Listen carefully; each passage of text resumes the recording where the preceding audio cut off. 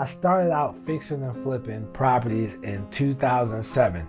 And me and my partner, we end up losing $7,000 a piece. We lost $14K on our first deal. That was our introduction to real estate. I then went and got a job at a call center making $10 an hour as a college graduate. But fortunately, the city was so cheap at the time, I was able to pick up a rental property. I discovered this niche in real estate that allows you to get in with no money, no credit. All you had to do was bring hard work to the table and you could make 5 figures a month. I was hooked and that totally transformed my life. Real estate offers many different avenues. So in this video, I'm gonna break down and hopefully you can find the right avenue for you. I am going to start with house hacking. Is essentially buying a single family property. You living in the property, you're a single person with no dependents. Let's say you rent out the other bedrooms for $800 a piece. That's money for the bedroom and their utilities. Ideally, that should cover all of the mortgage. You can save that money to get other investment. You want to buy at a price point whereas the other 2 or 3 units covers your mortgage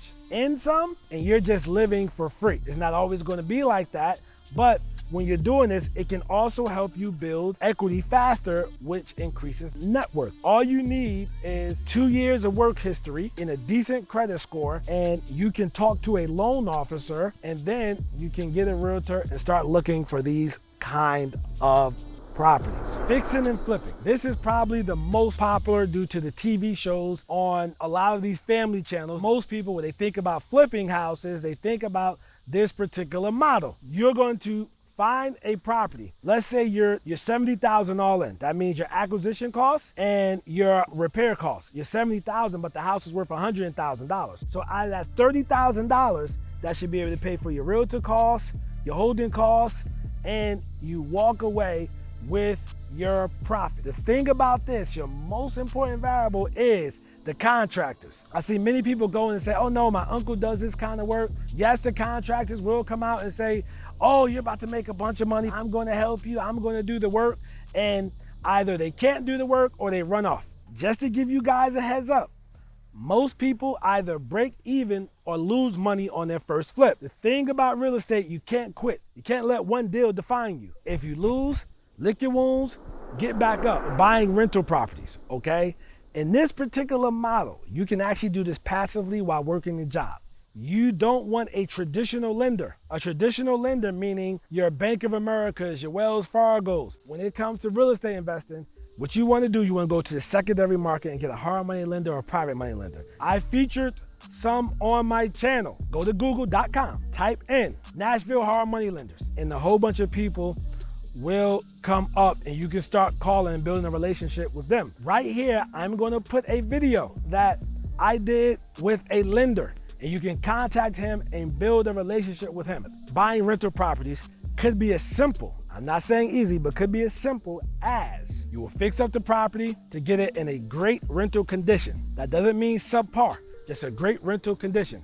You will attract a tenant who looks at this as a home and not just another rental property. After you get past that, what you would do, you will hand it over to a property manager. Let them be able to screen the tenant and get you the right tenant, and then you can rinse and repeat. And if you talk to the lenders I'm telling you to talk to, these loans will not show up on your personal credit. They will only show up if you do not pay the loan. This here is a great strategy to not only build a good passive income investment, it's also a great way to build generational wealth. Wholesaling, which is my favorite. Once I learned this transformed my real estate investing career because I was not only able to build up capital, I was also able to identify what's a good deal and what's not a good deal. It also allowed me to build great relationships with my cash buyers. We also partnered on flips together and got me into other avenues of real estate investing. The reason why is my favorite strategy because literally you can start off broke and by the end of the year, you can put up 6 figures in your account and it allows you to get in with no cash or credit, okay? Literally all you're doing is selling pieces of paper. Regardless of the strategy that you pick, you want to set a financial goal. Maybe you want to generate an extra $30,000 a year. Maybe you want to make 6 figures, but you have to set financial goals of what you want to do with this money. You just don't want to wake up aimlessly and have this money come in, because that's when the money will disappear. Once you start making this money, don't forget to build a strong financial foundation. Your foundation is your most important part when building a house. Same thing in your life. You want to pay off debt, especially bad debt, debt that does not make you money. Make sure, most importantly, save money. The reason why I suggest you save money, because you make better decisions on a full stomach than you do on an empty stomach. Last but not least, guys, as you do these strategies, focus on one. Trying to run after two rabbits, you normally catch none. So focus on one strategy, just one. And by you focus on one strategy, you can become successful at any one of these things. And once you master one, then you move on to the next one. If you want to see how I made my first 6 figures in real estate, all you have to do is click this video next to me. But comment below which one of these strategies interests you the most. I'm Nasser, AKA the Real Estate Guru. I'm not a guru, I'm a doer, because I actually do this business. Peace.